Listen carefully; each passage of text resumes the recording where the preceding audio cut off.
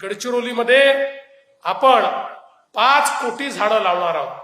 त्यातले 40 लाख झाडं आपण लावली आहेत आणि पुढच्या काळामध्ये पुढच्या 2 ते 3 वर्षामध्ये 5 कोटी झाडं हे लावून आधीच हरित असलेल्या गडचिरोलीला अधिक हरित आपल्याला बनवायचं आहे आणि प्रदूषण मुक्त आपल्याला बनवायचं आहे.